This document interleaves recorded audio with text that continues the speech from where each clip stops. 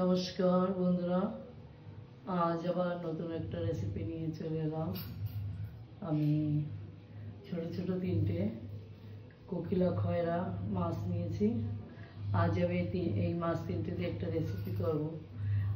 অনেকে এই মাছটাকে খোকা ইলিশ বলে, আবার অনেকে কোকিলা খয়রা বলে। আমি কোকিলা খয়রা, আমরা কোকিলা খয়রাও বলি, খোকা ইলিশও বলি। যাই হোক, আমি রেসিপিটা শুরু করি, আপনারা সঙ্গে থাকুন। অল্প করে লবণ দিয়ে দিলাম, হলুদ দিয়ে দিলাম। লবণ হলুদ দিয়ে মাছটাকে মেখে নেব।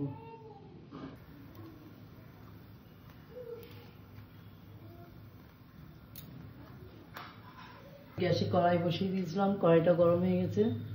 মাছটা ভাজবো। আমি সর্বপ্রথমে সরষের তেল দিয়ে দিলাম কড়াইতে। তেলটা গরম হয়ে গেছে,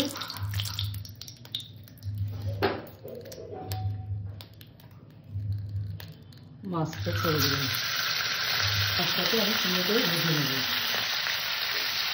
মাছটা ভাজা হয়েছে, আমি তুলে নিলাম। মাছটা আমি খুব একটা কড়া ভাজা করলাম না। এইসব মাছ ইলিশ মাছের মতন শাক, ইলিশ মাছের মতন খেতে এটাকে হালকা ভেজে রান্না করলে ভালো লাগে। লাইক আমি মাছটা এবার নামিয়ে নেব। হালকা একটু তেল দিয়ে দিলাম, ফোড়নে দিলাম কালো জিরে, পেঁয়াজ বাটা,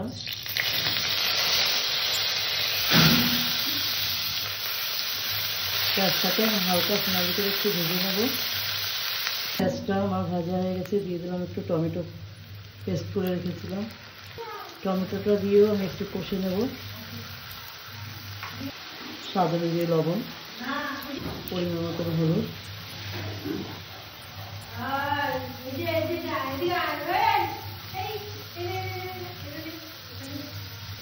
আমার মশলাটা কষা হয়ে গেছে, আমি এখানে এবার পরিমাণ মতন জল দিয়ে দেবো। ঝোলটাকে আমি সুন্দর করে ফুটিয়ে নেব, যাতে ঝোলে কাঁচা গন্ধ না থাকে। দিয়ে দিলাম কটা কাঁচা লঙ্কা ছেড়ে। ঝোলটা ফুটে গেছে, আমি ভেজে রাখা মাছ তিনটে ছেড়ে দিলাম। মাছ তিনটে দিয়ে আমি আবার একটু ফুটিয়ে নেব।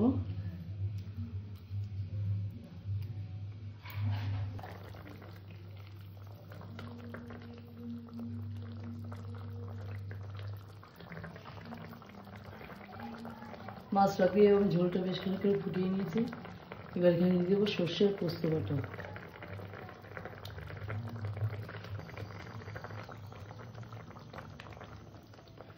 সর্ষে পোস্তটা দিয়েছি, আবার একটু ফুটিয়ে নেব, যাতে সর্ষে পোস্তর কাঁচা গন্ধটা না থাকে সেইভাবে।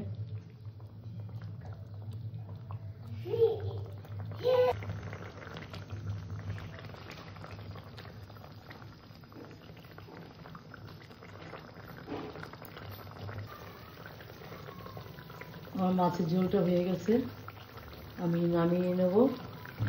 নামানোর আগে একটু ধনেপাতা কুচি দিয়ে দিলাম। ঝোলটা আমি নামিয়ে নেব। আমি আজকে কোকিলা খয়রা মাছের ঝাল করলাম। আমার রেসিপিটা আজ এই পর্যন্ত। আমার চ্যানেলে যারা নতুন, আমার চ্যানেলটা একটু সাবস্ক্রাইব করো। যারা পুরনো তারা লাইক শেয়ার কমেন্ট করো। নমস্কার।